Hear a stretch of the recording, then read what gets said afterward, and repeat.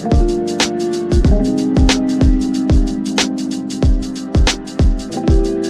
Talk with Carl and Charlene. Real talk for the real world. Let's get it.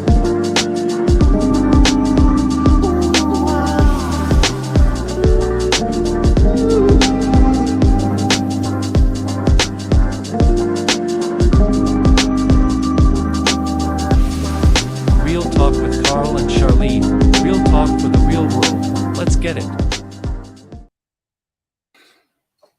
Good morning, everybody. Today is Tuesday, and you know what time it is. It's another flight episode of Real Talk with Carl and Charlene, and we're gonna be chatting it up today. We're getting into the meat and potatoes of the discussion today, guys, and you do not want to miss this. Everybody that is tuning in live, we want you to put in the comments where you checking in from. Drop your comments, your questions, everything in there, because you know how we do. We're a global show, so we want to know where you guys are tuning in from today. We're talking about neurodiversity today, and we got, man, our expert don't do it kindly as far as saying what this brother knows, but we're going to get into it. We're going to touch on some things that, hey, just frankly, you might not be comfortable with, but this is how we do in real life. This is how we do in real talk, and this is what we're gonna do today. But I don't do this by myself. Of course, you guys know I got my fabulous hostess with the mostest. Come on and join me, Charlene. What's going on, Charlene Brown? What's up? Good morning, everybody. Charlene, you gotta get that mute. All right, that's what's up. What's going on? What's going on? Can you hear me? Am I too far from my mic? I've been trying to readjust. I've been trying to readjust too because I didn't get into the mic game.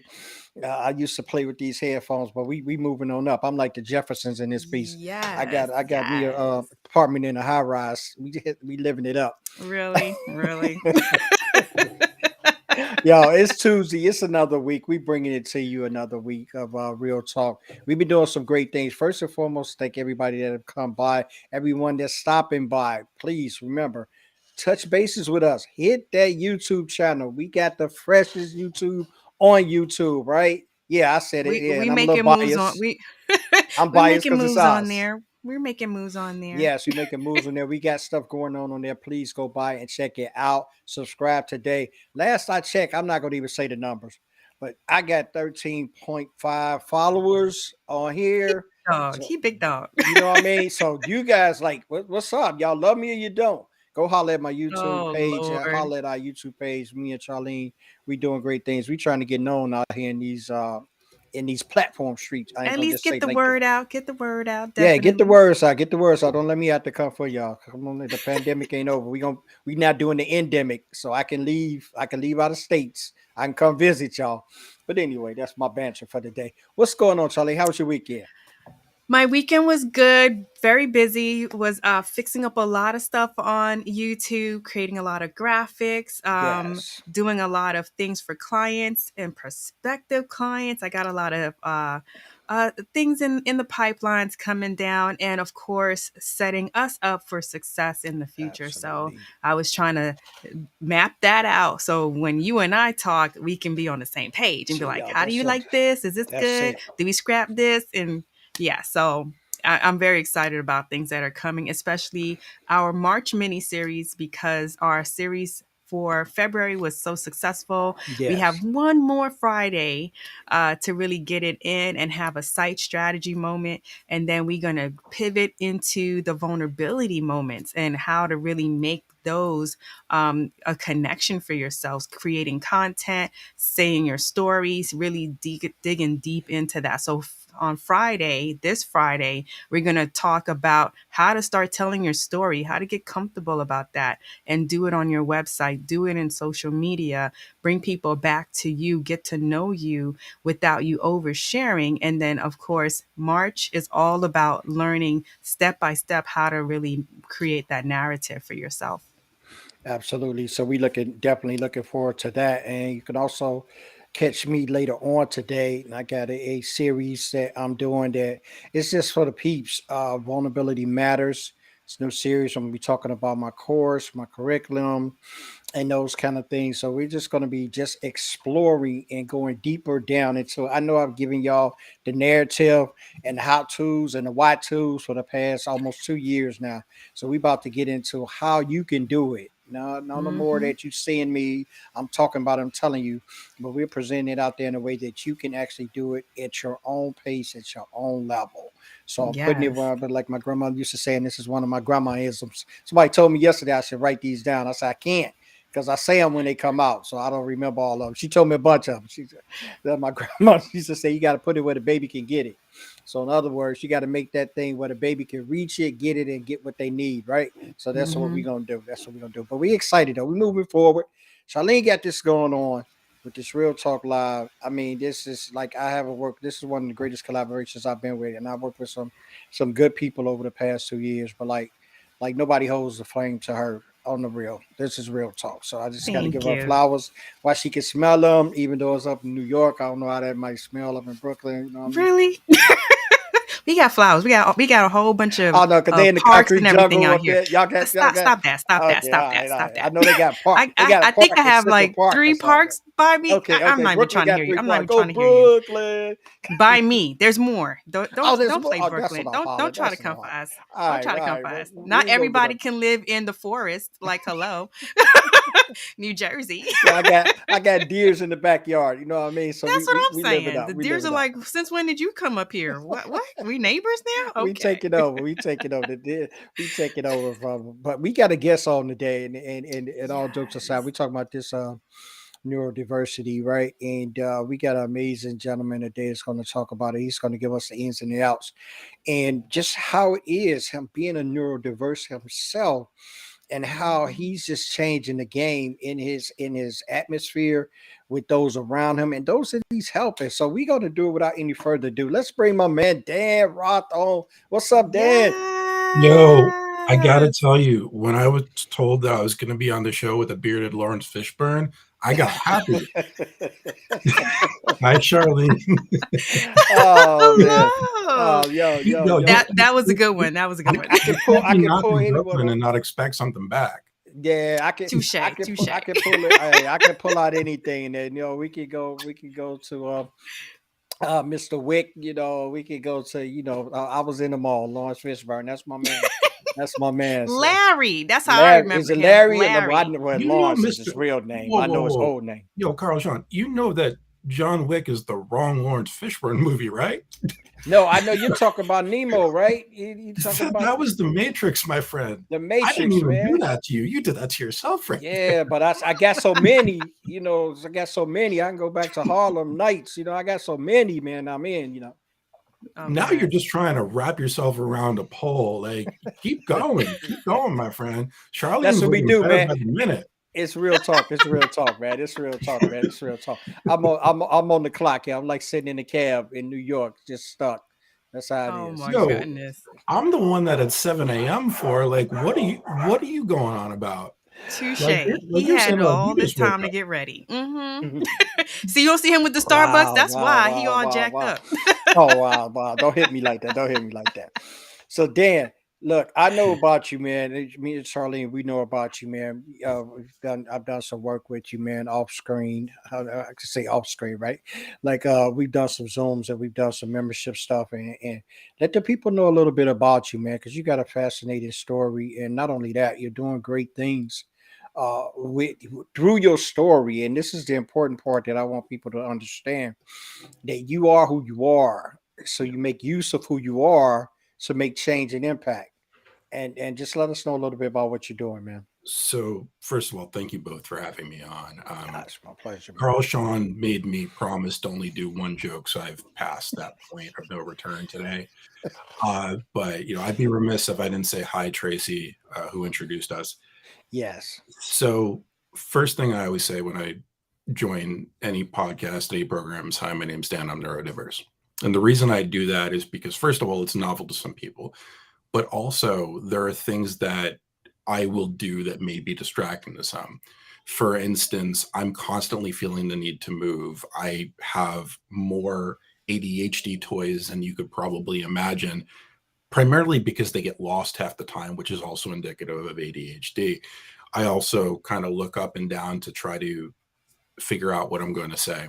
So if you see that, that's part of my neurodiversity. It's interesting because my story has been fairly well documented and it's fairly long, but to basically encapsulate everything in as short a period of time as I can. Um, a lot of people nowadays are finding out about ADHD later on in life. And just as a clarification, neurodiversity covers everything from ADHD to the autism spectrum, so on and so forth. So anything that's not considered neurotypical is considered neurodiverse. So a lot of people are finding out really later in life at this point. I was very lucky, which I didn't always think it was. I found out very, very early on. I wound up seeing doctors around 6 or 7 years old because I was very inattentive. Also, I got bullied quite a bit because I have something called language processing disorder, which is a component to it. And what that means is that I know what I'm trying to say in my head, but it doesn't always come out. So when I'm looking around, a lot of times it's because I'm trying to envision what I'm trying to say before I say it.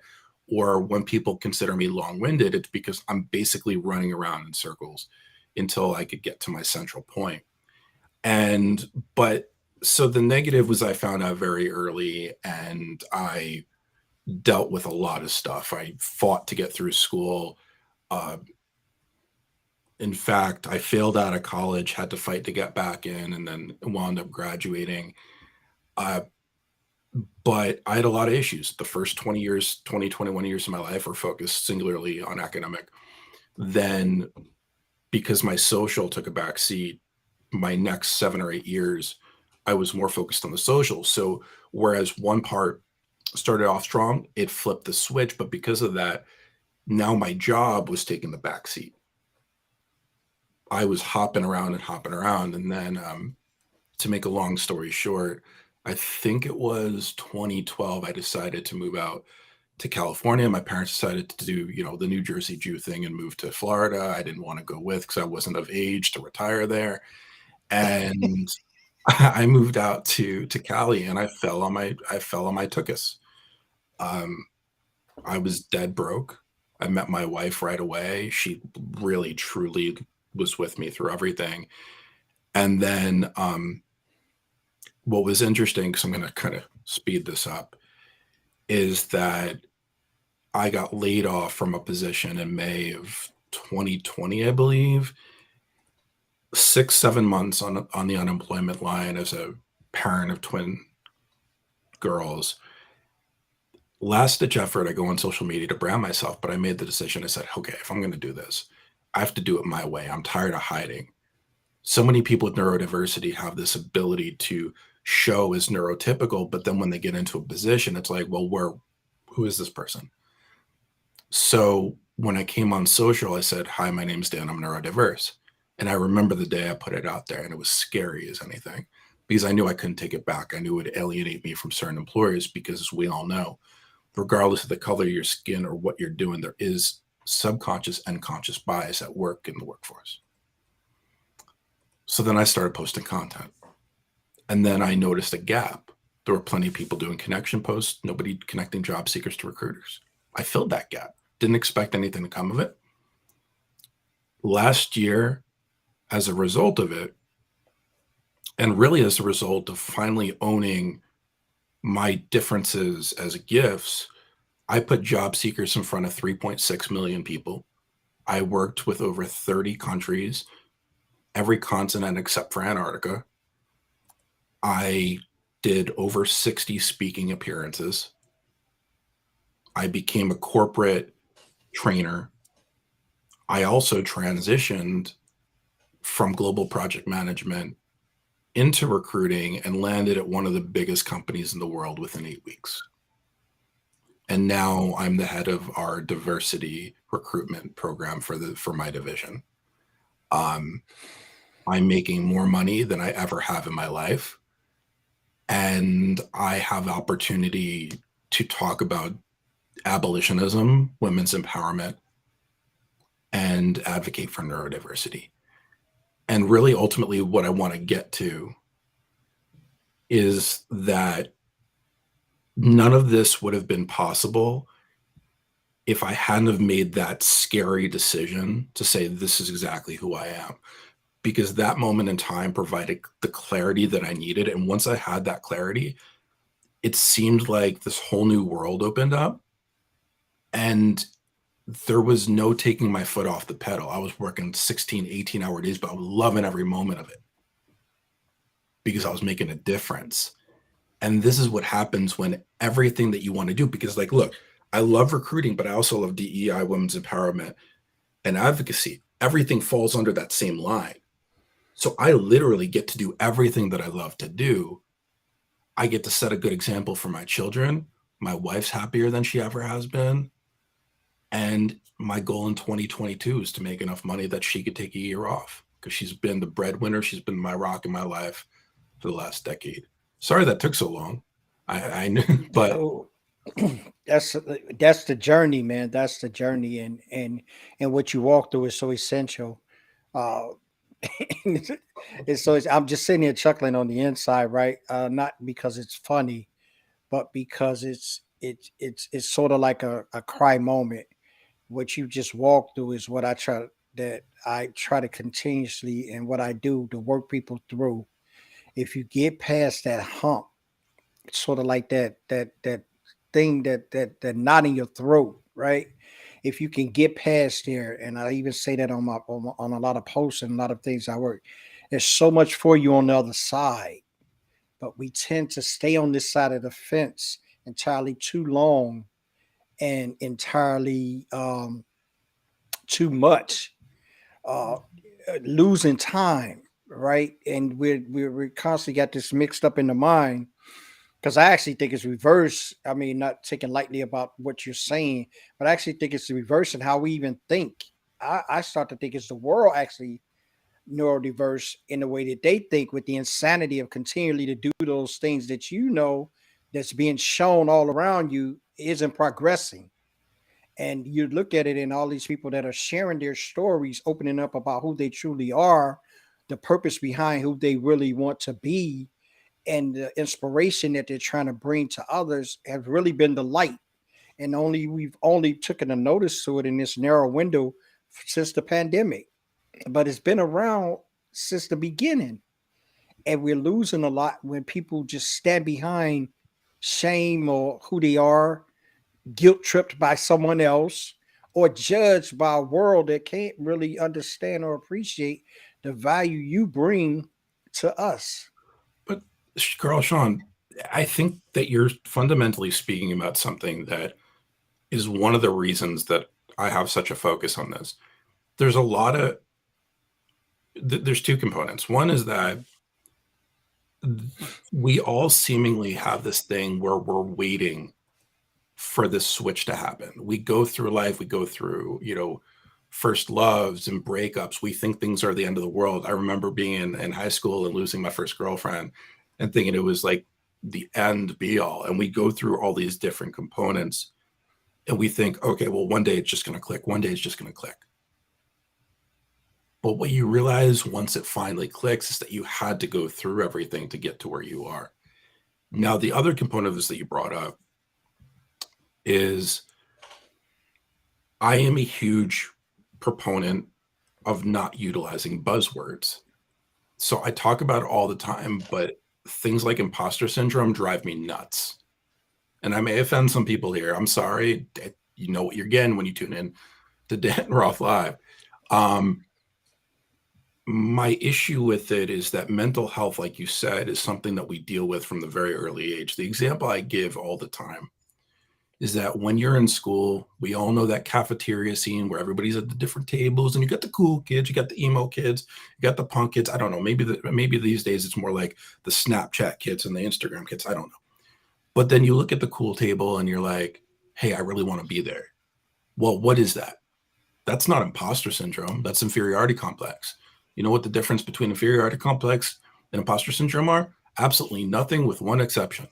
Inferiority complex is recognized in the DSM. These are things we deal with from day one. Yet, because we don't fundamentally as a society have an understanding that everybody goes through the same feelings, thoughts, emotions, because we all internalize, we don't always see that. So for me, creating normality, bringing normality to these conversations is the first step in having a more accepting society.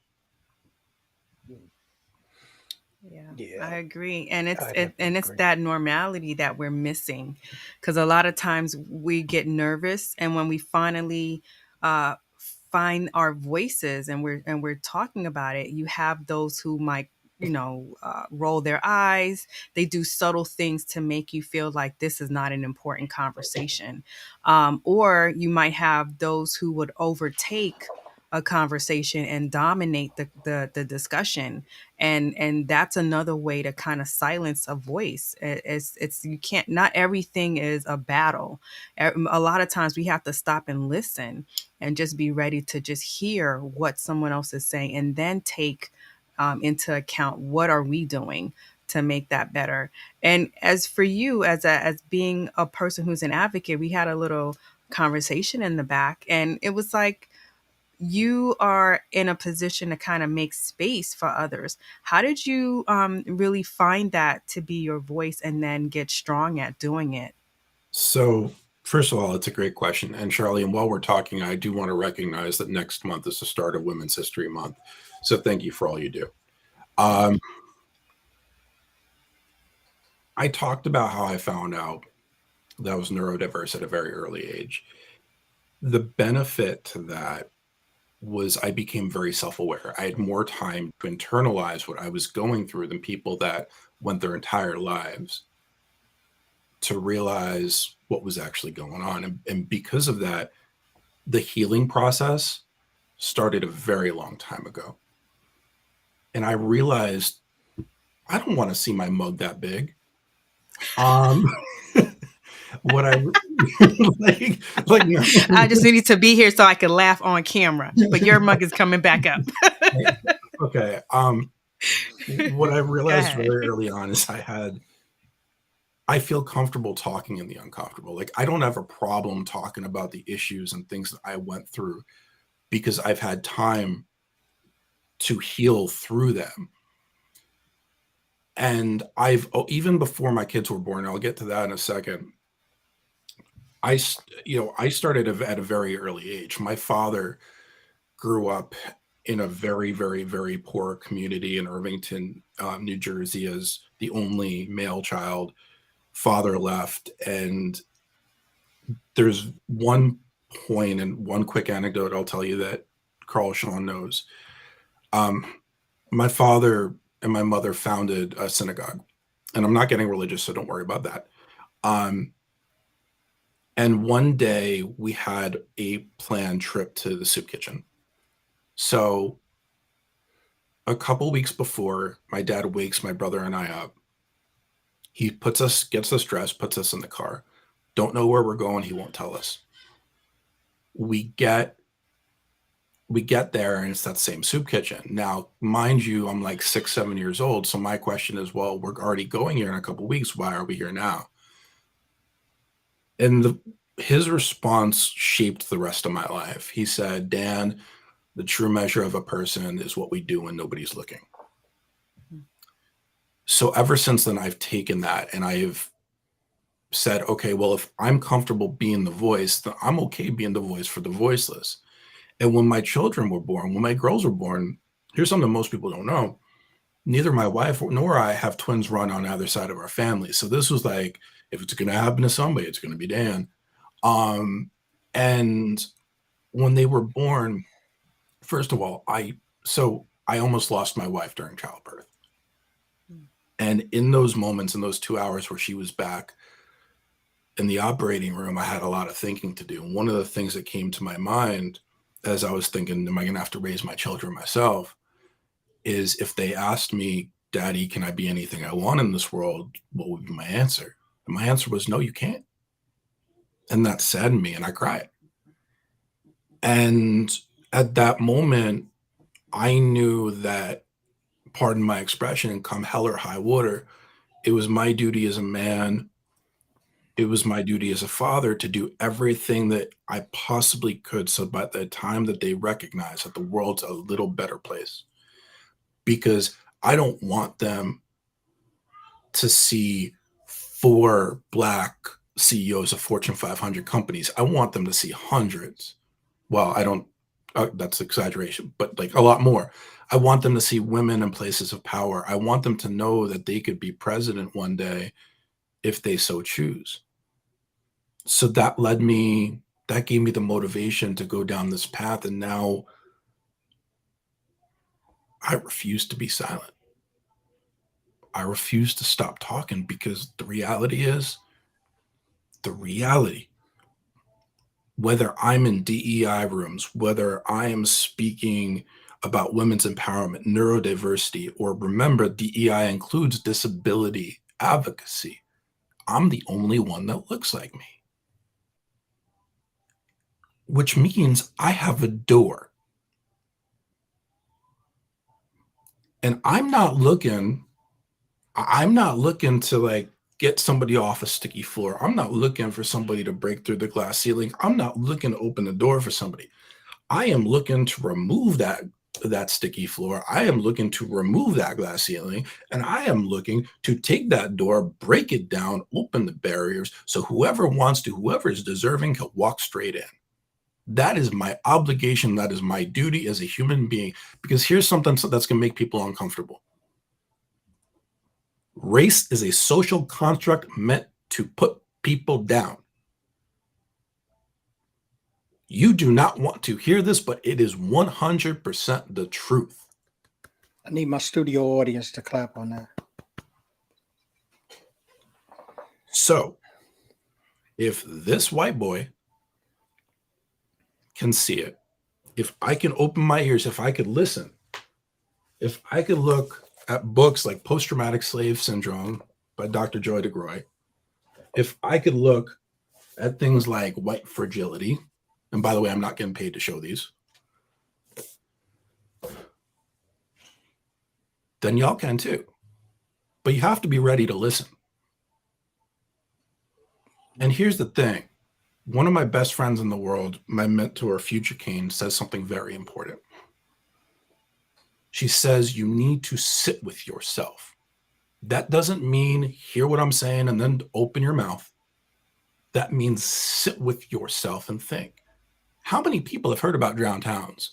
How many, even Black individuals, just found out about Black Wall Street within the last 5-10 years? How many people know what I'm talking about when I bring up Cotilda?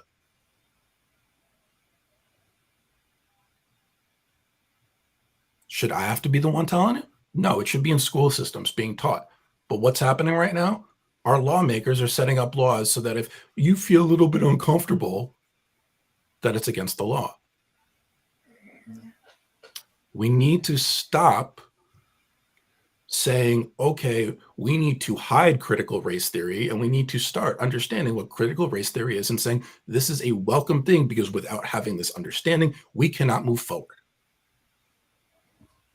Exactly. Sorry, you got me. I told you were getting me off. Bro, you could go on with that for days. Me and Charlene, you like preaching to the choir, but I'm glad you preaching not to the congregation, because we got, I don't know how many people that watch this show live, but right now I'm looking at my screen. I think I see 12 that's watching, but many more that's going to watch on the replay, and I'm going to be so proud to have had you on. Not that I haven't already, because I'm already proud to even call you my friend.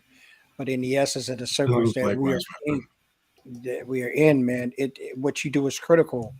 And not only what you do is critical, it's who you are and what you look like that makes it more influence and make it more influenceable. Because you said we've been crying these songs for years, right? And we just asked for someone to listen, someone to hear and listen.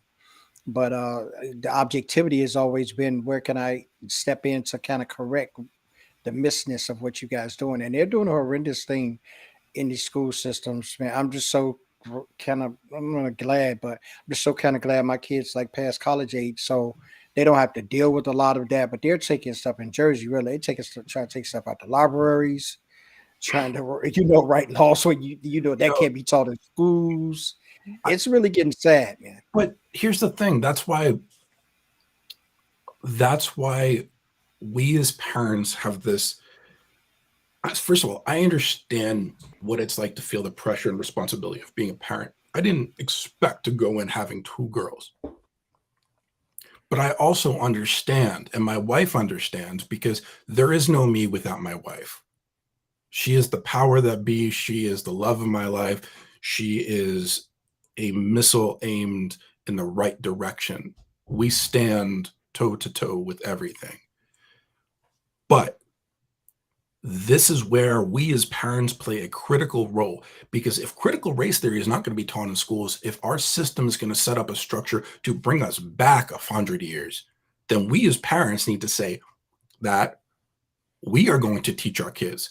So you can bet your tail that I am going to be teaching my children critical race theory. I am Jewish. My wife is not. We are bringing my children up with knowledge of all religions. My wife doesn't have the same last name with me. What the heck is the point? That's just an ownership thing. I do the dishes. I can't cook, but that's not mainly because I'm really bad at it. Like, where is these gender norms? And here's the other thing. People see me talk about Monique Arrington. They see me talk about Elizabeth Leba, Future Kane, John Graham Jr. all the time. And they're like, Dan, why are you pushing so hard to promote? Why are you pushing so hard to promote? You think it's because I just want to shout names? It's because if I don't point people in a direction of those that they can look to gain the information that they need to make the real decisions, not the fake decision, not the easy decision, the real decision, then who else is going to? And here's the other thing that I'll kind of end on. A lot of conservatives utilize Martin Luther King's "I Have a Dream" speech anecdotally. However, if you listen to follow-up interviews from him, he said in no uncertain terms that speech was a hope. But under reflection, we as a society need to have more introspection before things can get clarified and before we can become better as a people. So my point in saying all this is everything I do comes with context, and we all need to be more aware of the context before we start opening our mouths. Otherwise, we're presenting bad information to people that need accurate information. And that's what it is, because the truth is uncomfortable. A lot of what we all go through is uncomfortable to hear, because you'll always hear a lot. I know I hear a lot of that. Oh, I don't think that would be true. Why would they do that? Like, why would we know it? We just know it's getting done. We just know that people are actually experiencing certain things that are horrendous. And we just have to acknowledge it and then try to figure out how to correct it, how to move forward. Because moving forward blindly, saying that you don't want to know about your history, then you know how that is. If you don't know about history, you're going to repeat Doomed it. to repeat And it. and you're going to sit there saying, oh, this is something new. It's not new. If you read your history, if you dug deeper past those cherry roses that people like to give you, those little short blurbs and synopsis that people like to serve us and call that our history, like, no, a lot of times if you pay attention, things do not happen in a silo. Things are actually happening together. And once you start to look and say, wait a minute, this was happening at that same time in that year, this was happening here too, then you start to piece a lot together and it becomes a greater picture, a fuller picture. So with that being said, I also want to get into this, Dan, for recruiters. How can recruiters, maybe like the top 3 things that recruiters can start being better advocates and finding those neurodiverse people and being able to really bring them into the realm and at the forefront so they can be seen? I'm smiling more out of discomfort than anything else, because it's not about finding them. The reality is that enough of our global population has some sort of neurodiversity that it's not about finding them. It's about allowing them to feel comfortable being who they are. I spoke out about my neurodiversity because it takes people that are willing to step on the ledge and say, I don't care if bias is shown to me. If I don't stand up, then more people won't stand up. And it's only when masses of people stand up that that these things happen, that change is made. And the thing about it is that neurodiversity and disabilities in general are not disabilities. Me having language processing disorder is not a disability. Me having hyperfocus is not a disability. It's a gift that I have come to learn and understand. But companies look at it and they say, well, you're different, so we don't want to hire you. And it doesn't jive. You know, for me, I started work. I'm going to tell you something that I don't talk to many people about. I started working from home way before the pandemic because I got tired of feeling like people were always looking at me because of my twitches. I got tired of having to watch every single word that came out of my mouth because people don't understand language processing disorder. I had to hide because it wasn't accepted. And here's the legal ramifications. The legal ramifications is that the ADA, the Americans with Disability Acts, protects those with disabilities. It protects those with anxiety. It protects those with depression. But you can't protect something that you have no ability to uphold that protection of. So, going back to your question, what can be done? First, I don't think it's on recruiters.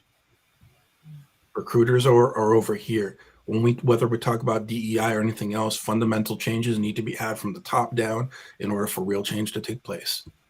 It can't be a situation where you have a recruiter saying, oh, I accept you because you're neurodiverse, but then they go into a situation where their manager may look at them and say, oh, no, that can't happen. So it has to start from the top, and we as a society are not set up to have an infrastructure that allows it. There are not a lot of accommodations that need to be made for those that are neurodiverse. The reason I like working from home is because I work better in a comfortable environment. I can't work the traditional 9 to 5. I need breaks. And the data actually backs it up. The average person can only pay attention at full speed, full capacity, full power for 88 minutes before needing about a 20-minute break. Otherwise, you wind up with burnout. So it makes sense to allow for a non-traditional schedule inherently. The other thing is, if I need to get up and walk around, they're going to say I'm being distracting. I'm going to say I need that movement because my serotonin levels are not the same as everybody else. There's not major accommodation. And here's the last thing I'm saying. When we allow people to be their best selves, the ROI is there because their best selves are going to be more productive, happier, and not only provide the company more money in terms of the ROI, they're going to stay at the company longer, alleviating the need for attrition and to churn and bring in more people. And ultimately, bringing in candidates and hiring is way more expensive than keeping them. Yeah. Excuse me. Listen, I just want to hop on this question that Michael brought in, and I got my thoughts. I got my personal thoughts on those, but I want to hear what you have to say to this question from Michael. Are recruiters an extension of the company they are placing people in?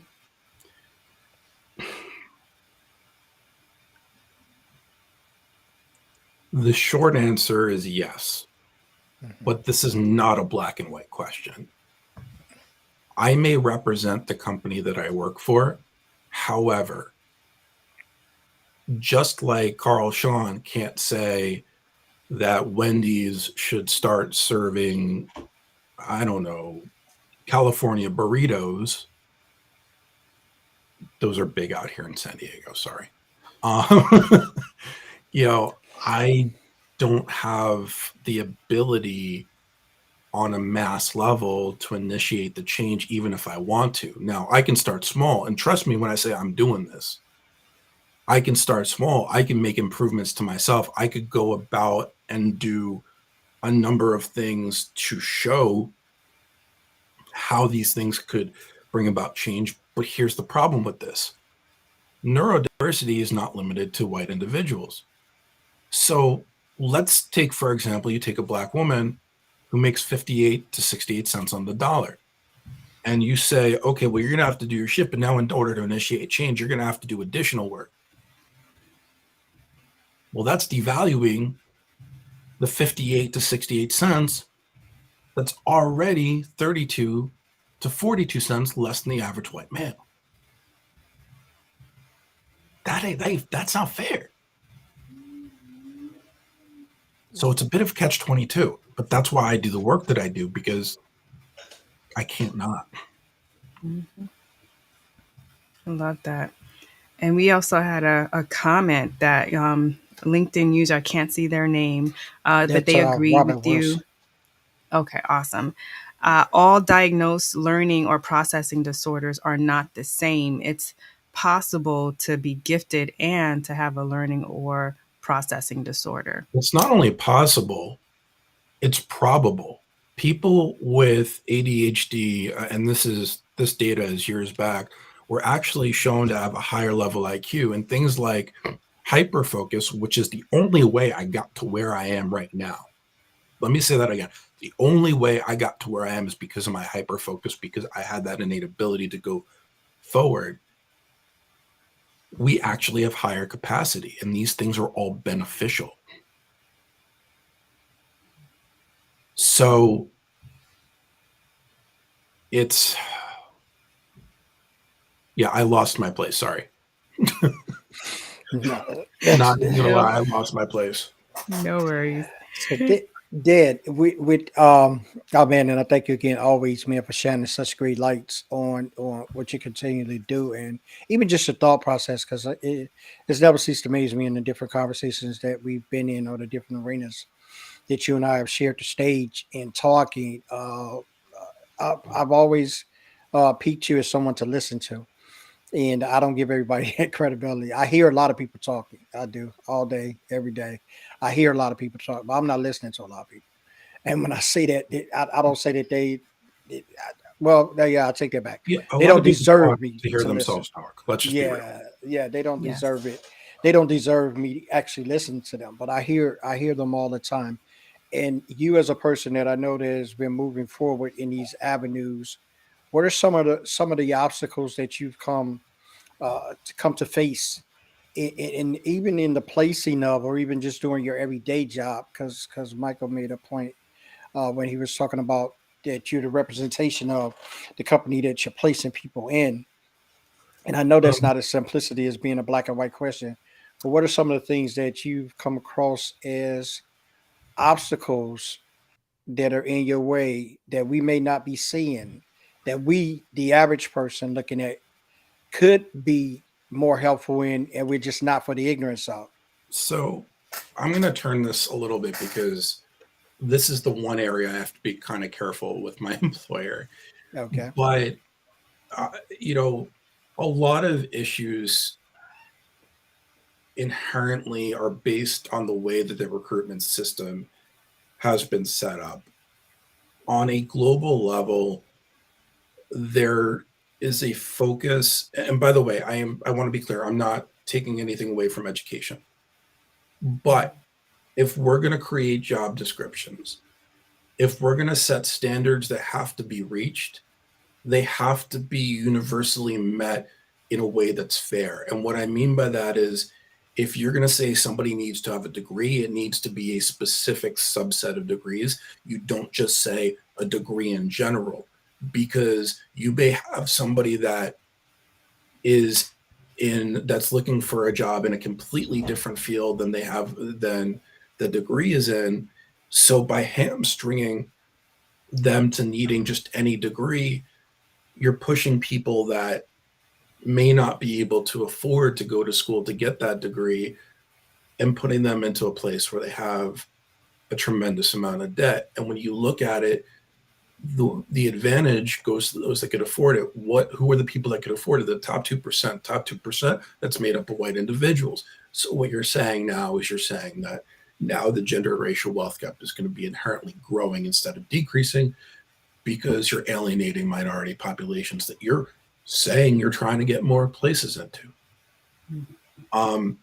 Another thing, and I'm just going to take this in a little bit different direction, is we are no longer in a society where resumes and filling out 1,000 applications is going to get anything done. We are in a society where right now you need to be reaching out to the people that can get you hired. Now, some are going to say that I'm talking about recruiters. Heck to the no. I'm a recruiter, and I'm a very good recruiter, but that's not what I'm talking about. What I'm talking about is informational interviews. Informational interviews is when you go to somebody that's in the role that you want to be in the company you want to be at, and have a conversation and build a relationship. Now, why is this different than going to a recruiter? Because if you look at a large company, they may have thousands of recruiters in all different departments. So the likelihood that they know the one person that's recruiting for your position in your field is very little. However, when you go to somebody that's in that role, the person that they report to is likely who you would report to. That is the decision maker. So if you build a relationship with this person, they go to their boss and say, hey, this person's great. They give the resume. Now that hiring manager talks to you directly, you skip the line, they fall in love with you. That hiring manager now goes back to the recruiter, says, hey, this is a done deal. I want them. People think it's a longer process. People think it's more work. Well, I would challenge you. You could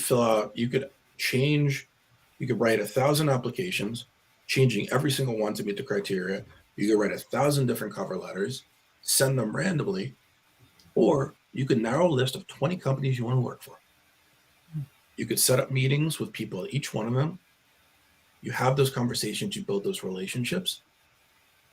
You don't get referred, you get in the door. Yeah. I'll go in that direction every day. Yeah, there's also my understanding of that a lot of people don't. One thing I can say is positive to some extent, if I can just kind of carve the discussion in a positive light, right? Since the pandemic, we have been in a state of more communication. Now, in the essence of that, we've had more ways and platforms in which to communicate with each other than the norm. We've been able to stretch our communications way above our physical being, of being able to go to these locales. Every day we're having Zoom calls across the world, not business, corporation, conglomerates, but you and me, individuals, right? I'm talking to people in Malaysia, Singapore, UK, all of these different countries, and we're having all of these discussions, and we're having numerous of them. But I, as an observer, have heard all of these conversations, but I have not seen any movement of the needle towards solutions. And when I say that, before the pandemic, we had this big ruckus about we got to get people talking. We got to have these uncomfortable conversations. We got to have these people come to the table. If you're not invited to the table, make your own table. Okay, well, we've had a big influx of entrepreneurship since the pandemic. That's a lot of people making their own tables. And we're bringing these tables to them. We're having these conversations. It's a lot of people talking. Yet have I seen any movement of the needle solution base? I disagree with this statement, by the way. Ultimately, the most effective communication skills are face-to-face. Sorry. But in the essence of that, where do you see that we could be the most effective solution-based wise with some of these issues that you discussed today? And then we'll get into the other statement. I mean, it's not like I'm shooting a knife. I just disagree. Mm-hmm. I think that solution wise, we truly need to stop looking at the macro and start looking at the micro. And I know that may sound convoluted. However, we have the ability, if one person tries to change the world, they may not have a large effect. But if somebody tries to change the group around them, then they have a much better chance. And then the dispersion of that has an ability to be much greater because you have the ability to communicate and effectively discuss what you see. So the first thing that we need to do better is we need to listen more. Once we listen more, we can find solutions in the everyday. So for instance, just to use an example that we just discussed, if I see the inequity of utilizing bachelor's degrees as an overarching way to get people in the door, and I could bring up data and show that people that may have studied on their own, that took their own initiative, are just as qualified, and I could gather my data on that and then show that data, then that starts to move the needle because it shows statistics that prove my cause. And as we get through these micro, then we could start leveling up the macro. I have trouble with this question because I've been in discussions with people that I trust and value, and I don't want to like keep name dropping, where it's like, is the world even ready? And they are. I do want to spin a positive light on this. There's a ton of great people. One of my favorite people in the world, her name is Jen Buck. And we talk about these things all the time because we are both white individuals that are abolitionists and proponent of change. We are anti-racists. So this is where we really come in and try to start and bring this to the macro, but we start with the micro. Like, for instance, Future is having a conversation on Friday on LinkedIn Audio. Maybe 40, 50 people there. But if people are hearing this stuff for the first time and they open their eyes and ears and then they disperse that information to people they know, matriculation. Yes, yes. And I wanted to, because I know we're coming up on that time, because these type of conversations are not just one-off conversations. It's a continuous conversation. So, Dan will definitely be back because this is something that we need to dive into, and we need to talk about these ways to really open up the floodgates. Because I loved how you said earlier, you want to see more than just that one or two. And for me, if I can count them, then it's not enough. It's not enough of them out there flooding the area, flooding those arenas. So I think that's where we really need to be to say we are making a difference. We're making a change. Saying that you got one or two in there, it's like saying you got one or two good friends. Like, nah, you need to really be in there where you can't even count them anymore. So I just wanted to say, because you said you didn't agree, but it wasn't like a hard disagreement. But what was it that you saw differently? Face to face. So I understand where Carl is coming from. I respect where Carl is coming from. Here's the thing, though. Neurodiverse individuals, that's not always the most comfortable. And it's not because we don't want to have those discussions. It's sometimes we need to be comfortable. Like, I know we talk about being comfortable in the uncomfortable, but there's a way to broach it and there's a way not to. So, for example, when I interview people, I say, look, we could do this face to face or we could do it audibly. Whichever is going to make the most sense and allow you to be the best version of you is what I'm fine with. So I do not believe on capping people at saying, okay, we have to do things one way. Our society has been doing things one way for 450 years. It didn't work. It's not working. It's creating more problems. So we need to be open to understanding that every single person has a right to do things the way that they need to do them to be the best version of themselves. Because ultimately, if I do not allow that, if I say you have to do things my way, how am I going to know who they are? And how am I going to know that they can do the things that I need them to do? Yes, and in my corporate life, I have an amazing boss, mentor. Now he's my peer, but that was what he always advocated for. He paid attention to his staff, and he looked at how do they learn, how do they thrive, and then he wanted us to be in that space. And it's done a lot for us, especially if you sit down with him and he's talking through to you and saying, "Look, this is what I noticed. What do you like? How does that work for you?" And if you're just able to take advantage of that, have that kind of a moment with someone who's in a space with you for either career or your business, it does wonders. I know it's done wonders for me, and I learn differently. There's people who they'll sit there and they have to write it 10 times. Me, I can visually see it and I got it, or I might have to ask 2 questions and I got it. But we all have different ways of learning, and it's really about making sure that the spaces that we're in are helping us thrive in those spaces. You don't want to have a living thing suffocated because you are being so strict and rigid. You never want to do that. And we have to be self-aware of that, because I learned multiple ways. Uh, I don't know if it's neurodiverse or even in that category, but I don't zero in unless it's a lot of chaos around me.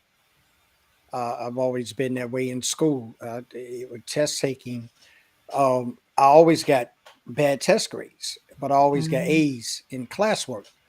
And for the longest, I mean, my teachers could not figure it out. It's like, yo, you acing your classes, but tests, you suck.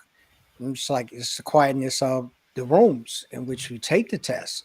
My concentration is shattered if I don't have noise. Like, even to this point now, even though we're doing this show, I got three things on. I got music playing softly. I got ESPN on my flat screen. And but this has always been a point of me, and I think me and Charlene has talked about it as well. This is how I focus and understand. So some stuff, because she tells me some things, and I consider myself to be pretty smart, right? She tells me some things, and I have to go back and ask her a couple of things because it doesn't register. And then I can see some things, and I was like, yo, I got that. So we learn in different ways, and one individual can learn multiple ways. So for Mhm. us to have this dynamic of where we're just going to funnel everybody into this, I'm gonna show you this book, you read this book, take the test, and you pass. We have to be more open as a society and say there's more than one way to skin a cat, and and, Yeah. and we haven't addressed that as just a societal issue from the door. Not to mention if there's any other neurology things that's going on that may inhibit or prohibit people from, learning. Exactly, exactly. And Dan, I wanted to say one more time, where can people find you to have more of these conversations? Because I know you definitely mentioned Future Kane, but you had another area in Clubhouse, if I'm not mistaken. Yeah. So for those unaware, John Graham Jr. He wrote the book Plantation Theory. It's an Amazon bestseller. Great family.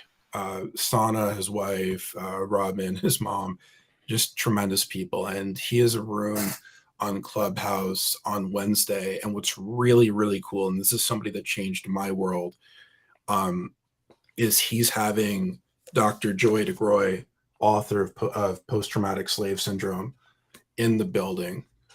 So she is going to be there. If you've never heard Dr. DeGroy speak, talk about getting comfortable in the uncomfortable. Love it. Like, this is going to be like, I'm smiling right now because there's very few moments in life where you get to understand that you can be in front of somebody that will go down in history as changing the world as we know it. She's one of those people. Um, Otherwise, I'm kind of paring down my professional speaking engagements, but There's a number of things coming up. And if I may, my dear friend Fumi runs a nonprofit. It's called Crescent Kids. It is to help children with sickle cell anemia, which is most prevalent in the Black community. And her son has it. So I am a very, very, very big supporter of Crescent Kids. This is not me saying go donate, but if you're interested, crescentkids.org. I get nothing out of it. It's simply I believe in the cause, and she's amazing. And by the way, you said we're global audience. So for those in Nigeria, Bawani, Shawadada, good to see you. Yeah. We told y'all we was global. We ain't playing in these streets. That's my version. That's my version of hood. Dan, it comes out every now and then. I definitely want to thank you again. Thank you so much for this needed conversation. Yeah. And we've so far, I think this would be the third conversations that we've had surrounding neurodiversity, because it's such a important topic to really dive into. And like you said, it's not just about making sure we are embracing cultures and ethnicities, but we also have to understand that there are things that we don't see, but people are still going through. So we want to make sure that we include them as well and make space for them as well. So thank you so much, Dan. Thank you everyone for coming through today. We love you as always, and catch us on Thursday, where we will be back with another amazing guest. Oh, and just real quick before we go, you can catch Carl Shawn on Amazon Prime in the new Matrix movie, right? Yeah. Resurrection 4. Oh Lord, I don't know. I'm getting called by my wife. I gotta go. Yes. Bye, everybody. They calling you. All right. Later, Dan. Talk with Carl and Charlene. Real talk for the real world. Let's get it.